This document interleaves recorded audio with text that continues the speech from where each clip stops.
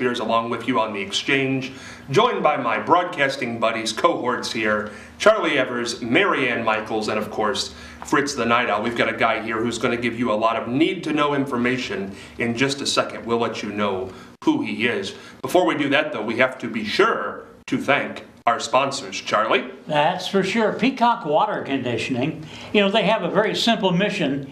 They'd like you to use their services and their water. They're located at 1800 Marion Marysville Road in Marion, Ohio. Also located in Bucyrus. If you'd like to call them, 740-387-6312. Bubbyman's Games. We buy, sell, trade new and vintage games at 131 West Center in Marion. Call them at 740-341-7009. They're open through Saturday. I think that's Tuesday through Saturday. Great. 12 to 8 p.m. Closed Sunday and Monday. And then Ohio Neck and Back Pain Relief Centers, Scott M. Gray, D.C. That's Dr. Chiropody? Chiropractic. Here we go. Yes, indeed. Chirophy. What in the and world? Doc is located across the Marion Center between TSC and Kroger. And the Night Owl Theater, of course, located on the net at www.fritzlives.com. And you can receive updates by email, nightowltv@yahoo.com. And there we go. Now we're going to roll right back over to Charlie because we've got this day in history. Yes, there were some things that happened around this time. American orator Edward Everett, he was born way back in 1794 in Dorchester, Massachusetts. And now get this, in 1863, he happened to be in Gettysburg at the battlefield dedication. And he delivered the main address. And it lasted more than an hour. And after he was finished, another tall gentleman in a tall stovepipe type hat got up and gave the Gettysburg Address. And that was Abraham Lincoln. Now, who remembers Edward Everett's speech? No one. But the Lincoln Gettysburg Address goes on forever. Plagiarism. Something like that. That poor man. I feel the so bad. Civil War, incidentally, began this week. And it was under the command of General Pierre Beauregard. And he opened fire at 4:30 in the morning. They had to, punch him to get him up that early. But he fired on Fort Sumter in South Carolina. Mm-hmm. This day in history. And now if you don't have anything to do tonight, if you want to sit at home and watch a great movie, we're going to tell you about a great one because our buddy Fritz the Night Owl has the flick pick of the day. Fritz? Well, the other 2 days I talked about movies that were essentially family viewing. Tonight, I want to recommend one that I've liked ever since it came out in 1979, but it is kind of an adults-only movie.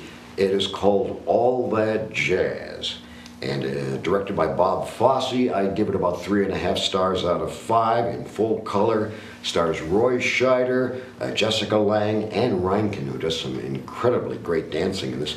Cliff Gorman, who does a kind of a take on the late great comedian Lenny Bruce. Ben Vereen in it, always a good singer, dancer, Ben Vereen. John Lithgow, fine actor. It's if you're interested in what it's like to be a Broadway dancer, a dancer on Broadway, what the career is like, what the work is like, what it's like to put on a Broadway show, I think that you'll enjoy this movie. It's based loosely on the life and activities of the director of the film, choreographer, dancer Bob Fosse. There's great dancing all the way through it. The character played by Roy Scheider moves a lot more gracefully. You know, Roy Scheider was the guy who was Gene Hackman's buddy in, what was the great crime picture? French Connection. French Connection. French Connection, there you go. And again, Roy Scheider, he was also in Jaws, so you don't think of Roy Scheider as a dancer, but he's incredible in this. Not that Fred Astaire or Gene Kelly would have to worry about him. He's quite graceful, moves very, very well. There's an opening dance number set to George Benson's On Broadway. That alone, the first 5-10 minutes of the movie is worth seeing just for that number. But if you'd like to be a professional dancer on Broadway, the audition process, what you have to do, the hard physical work that is involved. And of course, there's always the thing about, is the money going to be there? When do we have just the technical business of doing a Broadway show? It's all there.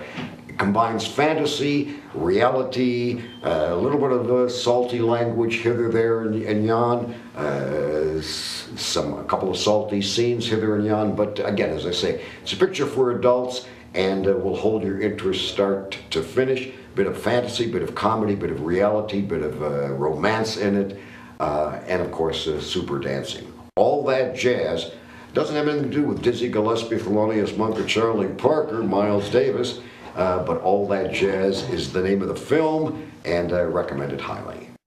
Sounds great. Thank you, Fritz. And by the way, if you caught yesterday's program, I made a plea to the Marion Popcorn Festival this year, make Fritz the Night Owl the Grand Marshal of the Popcorn Parade. I think that's just fair. Don't you? I do. Fritz will take it if he's free that day. Thank you. Just send the invitation.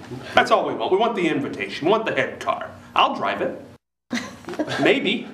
Joined on the... Charlie, you can drive it. We'll all ride in it together. There you go. There we go. It'll just be tons of fun. Quadruple. It'll be fun. You won't want to miss it.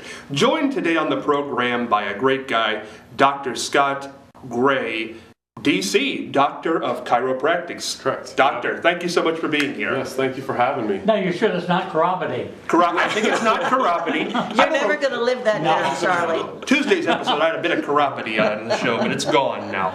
Author of a great new book, Good Back, Bad Back, the 10 Things Women Must Know to Eliminate Back Pain and Look and Feel Younger. You can get this where all fine books are sold. Dr. Gray, pleasure to have you on board today. Thank you very much. Just glad to be here to talk a little bit about the book and why I wrote this. If you think, talk to any of your friends, you're going to find someone out there that has neck pain or back pain. Mary Ann and I were talking earlier, and she was just talking about, most people that she knows has neck pain or back pain or headaches, one of those issues. And that's really why I wrote this book. These are some preventative things that women can do specifically to stop those problems from coming on. And if they have them, some things that they can do as well to eliminate them. Now, what could a woman right now, listening at home or watching at home, what could they do in their home right now? They've got back pain. What's the first thing they can do? Really, the best thing to do is really just some simple stretches.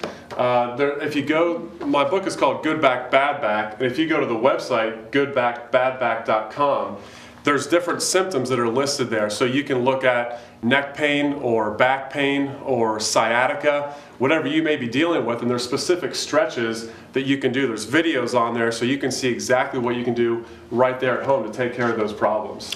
Mary Ann, as a female, the only female at the table today, of course this book is aimed toward women, 10 Things Women Must Know. Have you ever had back trouble in your life? Yes, I have it all the time. And I just saw something that I wanted to ask you about. I read it someplace that it's a myth to say that exercise makes your back worse. That's not true, is it? It just depends on what's going on. What the exercise is? Yes, exactly. What the exercise is and what kind of problem you're dealing with. Now, it could make your back worse if you have like a disc bulge or something more serious going on in there. So, you always want to get it checked out if it is something serious, if it's lasting you more than a week or 2 weeks. But for the most part, exercise isn't going to cause damage to your back. If you start doing exercises and you start to feel more pain, then definitely you want to go and get that checked out. So. Also, my husband keeps telling me that I have very poor muscles in my stomach and that I should strengthen my stomach muscles and it will help my back. Is that true? That is very true. Oh, yes. no, I was hoping he was wrong.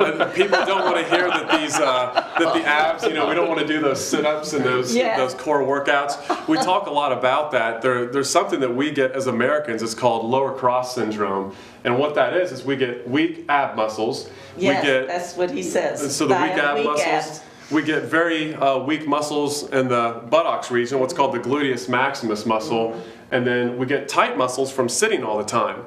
So what happens is we get this lower cross, so basically this pulling of the muscles, which actually pulls your spine out of alignment and will cause you to have back pain. And we talk about those ab muscles like core muscles. Okay, you've probably heard of the core muscle workouts. That's what we want to strengthen, is those core muscles. And then there's some other ones that you want to stretch as well. And that's what I go over in the book, is how to do that, the exact muscles you need to stretch and the ones you need to strengthen.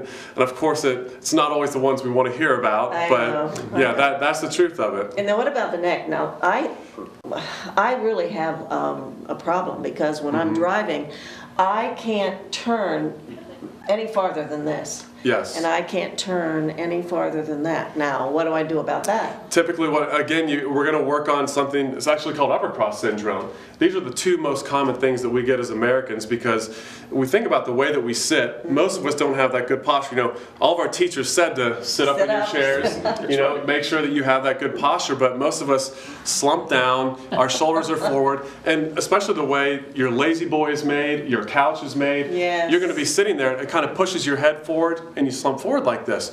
What that does is, from the side, our neck should actually be back with our ears over our shoulders, and it pushes all of that forward. As that happens, that makes these muscles in the back get tight, it makes them get fatigued, and then we start to have problems with range of motion as well. Because when your spine moves forward like that, the joints in your neck cannot move the way that they're supposed to. It'll start to form arthritis, and then we can't move our neck the way that we want to.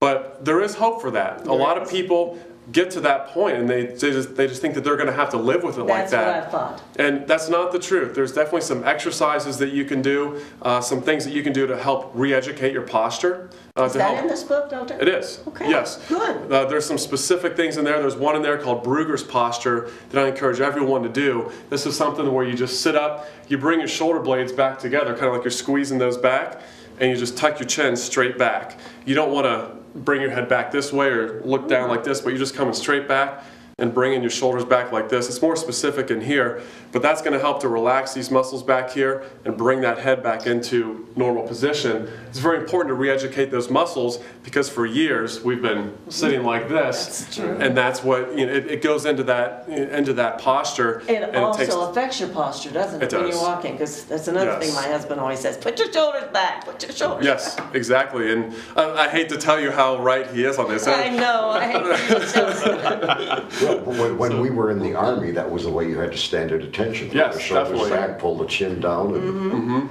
stood in a lot of parades at that position for a lot of hours. You know, will this general never shut up? I didn't know that I was helping my posture and my back, though. So maybe, Definitely, yeah. maybe the Army had something going there after Yes. For sure. There's one thing I'd like to ask about young ladies, or ladies that have children in Yes. those car carriers that they hold.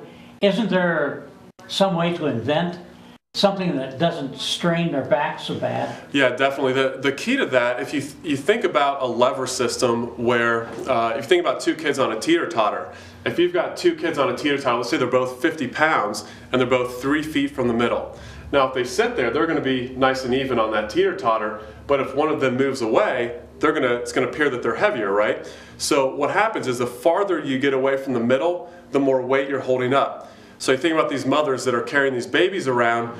If they have to put that baby into the car, now you're not only holding a 10-pound car seat and a 15-pound baby, you're not holding 25 pounds, you're holding about 200, 300, 400 pounds the further you get that away.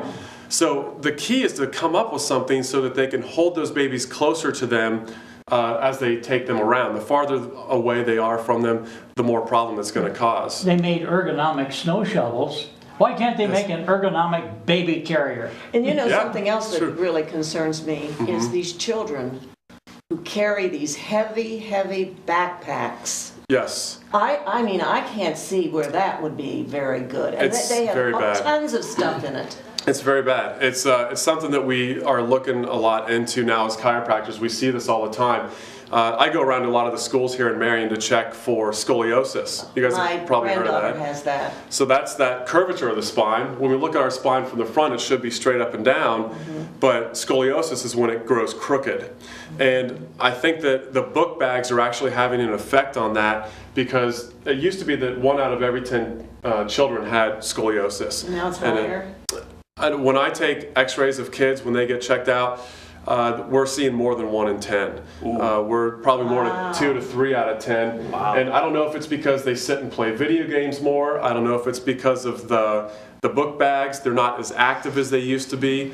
There's a lot of different factors that are going to go My into granddaughter, it. though, was young when she had hers, and It can in start fact, early. she had surgery at Shriners Hospital in Philadelphia. Is that right? How old was she? 8 years old. 8 years old. Yeah, the reason they do that is because if your spine goes out of alignment, and when it moves from side to side, it can pinch on those nerves that come out. She had to have it, and Yeah. now she's It'll still affect the wearing heart a and brace. lungs. Right, she's still wearing a brace. She really came through beautifully with the surgery. Very I guess good. it's the best in the country. Is that right? Yeah. Surgery for that, Good. and the doctors were very impressed with her recovery. But she's Yes. still wearing a brace. And see, that's one of the reasons that we check kids so early is we want to Yes. get in there as fast as we can. And as a chiropractor, I've been able to help kids actually get rid of some of that curve, to slow that process yes. down and to stop it, and show them exercises that they can do, Yes. strengthen those core muscles, do those ab workouts, do the things to strengthen their back so it doesn't continue to get worse. And it's so important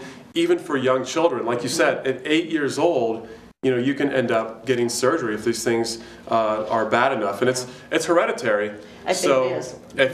if a parent has it, it's more likely that the kids are going to have it. So if a parent has scoliosis, you definitely want to get your kids checked out. And the only real way to tell is an x-ray. Mm-hmm. I check kids at schools, and sometimes we see some, the shoulders are higher on Yes, one you can side. tell. Yeah, and you can see those things, but some kids, it hides in there, and you can't see it. And the key is finding it early. That really is the best way. If you're unfortunate and you get scoliosis, for people who don't know, what happens to you as years go on? As years go on, this is something that I've seen some new research on this, where we used to think that once we would reach skeletal maturity, that it wouldn't go much further, wouldn't Yeah. cause much more of a problem. But now they're doing follow-up studies with kids that they found back in the 70s and 60s, and they're finding that those scoliosis does progress. It gets worse and worse. And if you think about it, you've got 24 bones in your back, and in between each one of those is a little disc. They're like a shock absorber in between there. And as that spine curves, what that's going to do is that's going to put more pressure on that side, so that disc will start to break down. And you guys have probably heard of disc bulges, disc herniations. yes. They're going to be more prone to getting those types of problems. The bones on that side are going to have more pressure on them. When you put more pressure on a bone, that's when you get arthritis. That's how that happens. So when our spines go out of alignment, it'll cause arthritis. It can cause disc degeneration. It can cause pressure on those nerves. And that's why the pressure on the nerves is the biggest issue. That's why they do the surgery, because if it gets bad enough, up to a 40 or 50 degree curve, you can start having the heart and lung issues. So when people get older, once you reach skeletal maturity at 20, 21, 22 years old, it may not be over. You still want to pay attention to it to make sure you don't end up with debilitating back pain. Because if you look now, the #1 cause of functional disability in people over 50 years old is back and spinal disorders. So it's just an epidemic here that we see in America all the time. That's the word I was thinking in my mind, epidemic. We hear a lot about obesity and diabetes becoming epidemics. The back thing is a huge problem. It is. They say that 85% of Americans will have low back pain at some point in their life, and 33% will have neck pain. And you probably could name several people, if not yourself, that have had a headache before.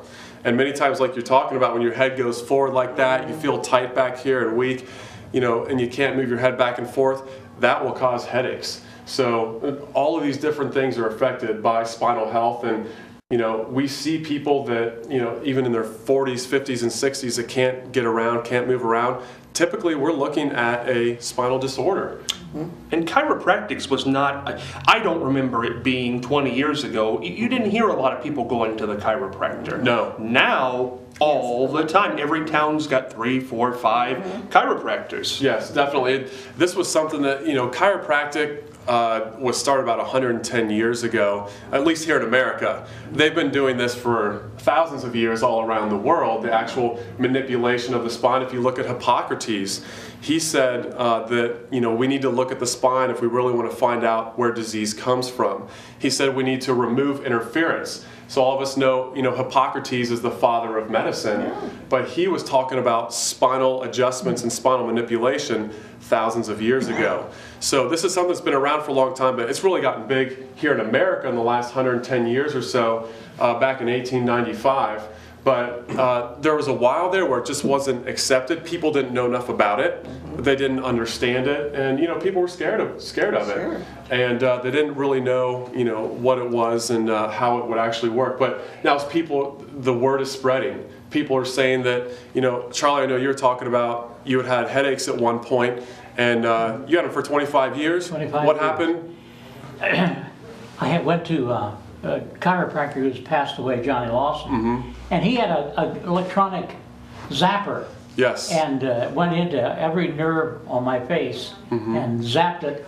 Never gone. They were gone. After 25 years. See, That's simple. It's stories like that. I mean, that you can't contain that. That just kept spreading and spreading. People getting rid of headaches. People getting rid of back pain, and it's just the more that it's spreading. Now, insurance companies are starting to realize we can save money if we have people go to chiropractic and cover that, rather than going and getting $20,000, $30,000, $40,000 spinal surgeries. Oh, yes. So they can actually save money this way, and it saves people money as well. So they don't have to, pay those big deductibles for their, spinal surgeries and things like that. So I tell you, there's bad news and there's good news. Bad news is we've run out of time in this segment, but the good news is you can get good back, bad back, the 10 things women must know to eliminate back pain and look and feel younger. Dr. Scott Gray, and Dr. Gray will be with us every Wednesday, and that's also going to be a good thing. Before we wrap up today, we are going to do the mailbag question. Here it is.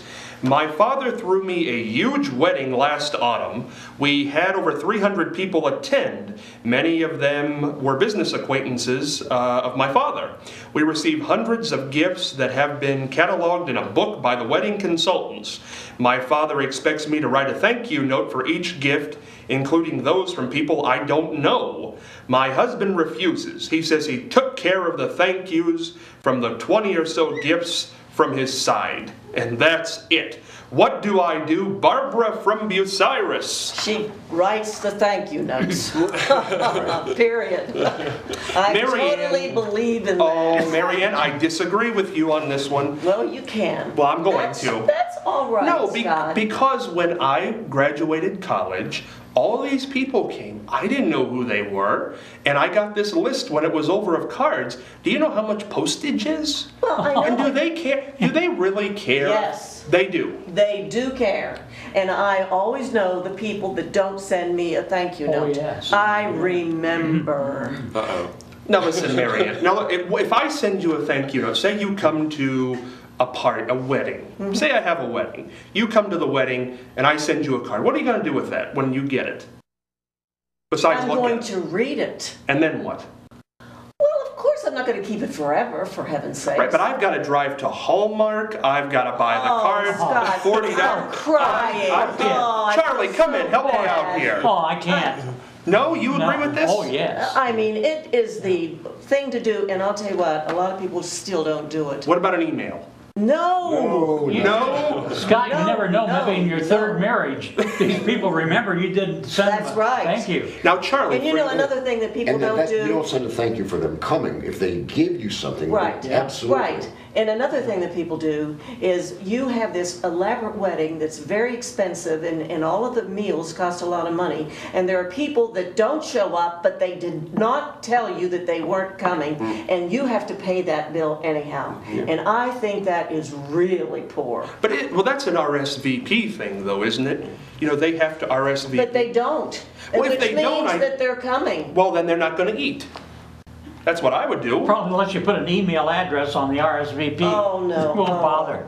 You know, Dr. Gray, what do you feel about this? Come on, weigh in on this one. I think you do need to do the thank you note. I mean, I think it is just that courtesy for them doing that for you. And I just got married about 10 months ago. Oh, So congratulations. thank you.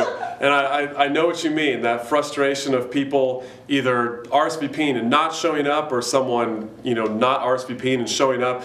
It creates all kinds of confusion. Well, and it's you end up spending expensive. money that You didn't have to. You shouldn't have had It's to. very poor. So it is, because weddings are expensive. They are expensive. Oh, I will sit. All right, dear Mary Ann, sorry you didn't RSVP for the wedding. I got stuck with the bill, Scott, and I'll send that over to your house. How do you? Will that work? Yeah. That'll and you'll Oh, put I that up think on the that's- refrigerator, I think that's and it'll be a perfectly beautiful all thing. Fritz, did you weigh in on this one? What do you think? Well, I think if somebody gives you a gift, you should send them a thank you note.